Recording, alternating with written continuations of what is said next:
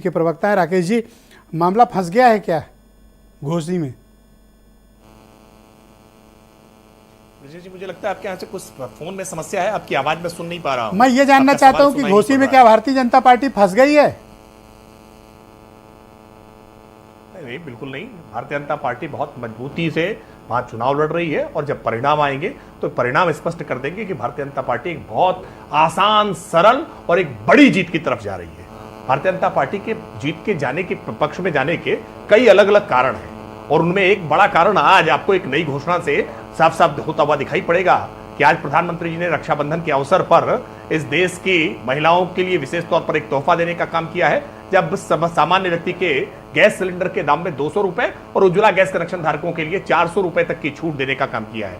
मैं मानता हूं कि आज प्रधानमंत्री नरेंद्र मोदी जी की जो केंद्र सरकार की गरीब कल्याण नीतियां हैं, जो उपलब्धियां हैं, उसके आधार पर उत्तर प्रदेश में योगी आदित्यनाथ सरकार के किए गए कामकाज के आधार पर तो ये चुनाव जीतने का मतलब आप मास्टर स्ट्रोक मानते हैं कि इस एक घोषणा से जमीन पर माहौल पूरी तरह बदल जाएगा?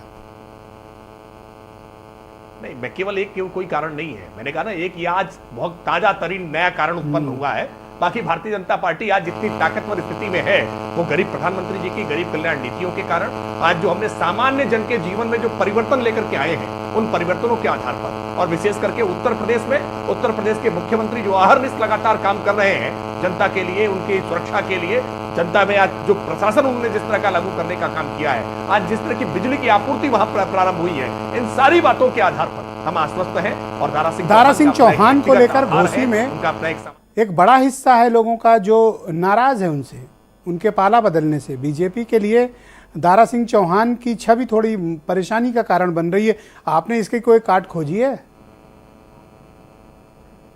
नहीं, दारा सिंह चौहान की छवि नकारात्मक नहीं। दारा सिंह चौहान एक सामान्य, सरल, सहज प्रवृत्ति के व्यक्ति हैं और भारतीय जनता पार्टी छोड़ करके जब से वो गए वो अपने आप को खुद स्वयं असहज महसूस कर रहे थे।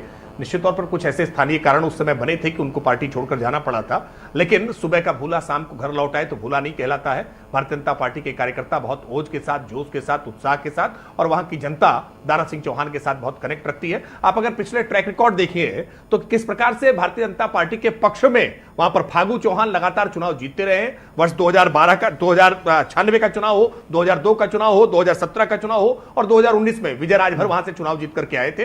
तो सामाजिक समीकरण भी अगर देखे जाए तो वो भारतीय जनता पार्टी के अनुकूल है।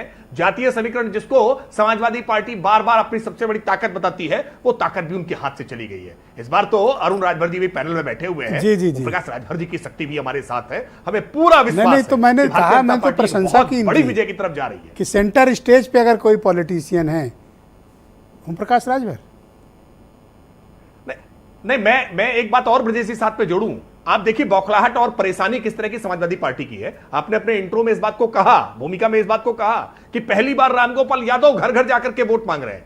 अखिलेश यादव उपचुनाव में पहली बार आज वोट मांगने के लिए गए हैं। हेमंत जी बैठे हैं, बताएंगे अभी कि बगल में ही लोकसभा का उपचुनाव हुआ था और भाई धर्मेंद्र यादव चुनाव लड़ रहे थे, लेकिन भाई धर्मेंद्र यादव के लिए अखिलेश यादव नहीं गए थे, लेकिन सुधाकर सिंह के लिए आज वोट मांगने गए हैं और सुधाकर सिंह के लिए वोट मांग रहे हैं। पीडीए का राग अलाप रहे हैं। स्वामी प्रसाद मौर्य लगातार अपमानित करने का काम शब्द कर पे रहे हैं। इतना जोर क्यों दे रहे हैं? हुई रणनीति के साथ आप सिंह शब्द पे इतना जोर क्यों दे रहे हैं? नहीं, सुरेंद्र सिंह राजपूत बुरा भी मान सकते हैं।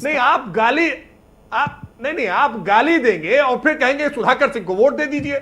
ये कैसे इतना कॉन्ट्रडिक्शन, इतने विरोधाभास? अच्छा, जब वो नहीं जाते थे प्रचार में, आप ही डिबेट में कहते थे कि देखिए ये तो घर से निकलते नहीं है, प्रचार नहीं करते। अब वो गए हैं तो भी आपको ऐतराज है, तो क्या करें फिर? वो नहीं, हमें ऐतराज नहीं है, हम बहुत प्रसन्न हैं इस बात से जी। देखिए, विपक्ष को सशक्त होना चाहिए, मजबूत होना चाहिए, जमीन पर निकलकर आना चाहिए, और इसीलिए हम कह रहे हैं कि इस बार बौखलाहट और बेचैनी, परेशानी पता चल रही है ना। बहुत शुक्रिया आपका। एक एक करके मैं आपके मित्र सुनील साझा